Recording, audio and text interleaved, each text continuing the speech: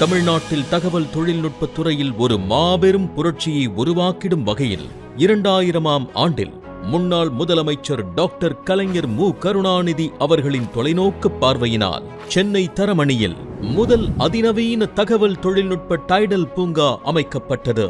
இதனைத் தொடர்ந்து 2010ஆம் ஆண்டில் தகவல் தொழில்நுட்பத் துறையின் வளர்ந்து வரும் தேவைகளை பூர்த்தி செய்திட டைடல் பூங்கா கோயம்புத்தூர் நிறுவப்பட்டது. மேலும் மாநிலம் முழுவதும் டைடல் பூங்காக்களை விரிவடையச் செய்து வேலை வாய்ப்புகளையும் பொருளாதார வளர்ச்சியையும் மேம்படுத்தும் வகையில் மாண்புமிகு முதலமைச்சர் அவர்களின் அறிவிப்பின்படி டைடல் நியோ திட்டத்தின் மூலம் நிலை 2 மற்றும் நிலை 3 ஆகிய நகரங்களில் 8 மினி டைடல் பூங்காக்கள் திட்டமிட்டு மினி டைடல் பூங்கா விழுப்புரம், சேலம் மற்றும் தஞ்சாவூர் ஆகியவை வெற்றிகரமாக திறந்து வைக்கப்பட்டு சிறப்பாக செயல்பட்டு வருகின்றது.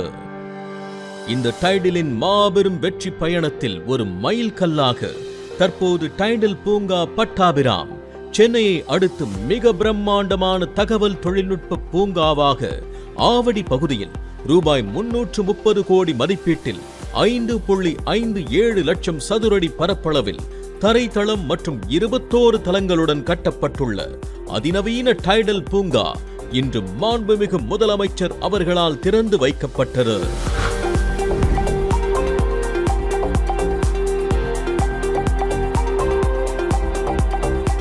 ஆவடி ரயில் நிலையத்திற்கு அருகாமையில் அமைந்துள்ள இந்த மாபெரும் கட்டிடம் ITES, BPOs மற்றும் ஸ்டார்ட் அப்ஸ் நிறுவனங்களின் தொடக்கத்திற்கு வழிவகுக்கிறது. இக்கட்டிடத்தின் ஒருங்கிணைந்த வசதிகளாக 100% மின் ஆக்கி அமைப்பு, மின் தூக்கி அமைப்பு, ஒருங்கிணைந்த குளிர்சாதன வசதி, 33 kV மின்சார இணைப்பு வசதி, ஒருங்கிணைந்த கட்டிட மேலாண்மை அமைப்பு, உணவருந்தும் பகுதி, 24/7 பாதுகாப்பு மற்றும் CCTV கண்காணிப்பு, கலந்தாய்வு அரங்கம், விளம்பர பகுதி, உடற்பயிற்சி கூடம், உட்புற விளையாட்டு பகுதி, மின்சார வாகன சேர்வி மற்றும் மருத்துவ மையம் ஆகியவை ஏற்படுத்தப்பட்டு வருகிறது. இத்திட்டத்தின் மூலம் 6000 இளைஞர்களுக்கு திறன்மிகுந்த வேலை வாய்ப்புகளை பரவலான வளர்ச்சியின் வழியே உறுதி செய்வதுடன் சமூகத்தின் பொருளாதாரமும் மேம்பட உதவுகிறது.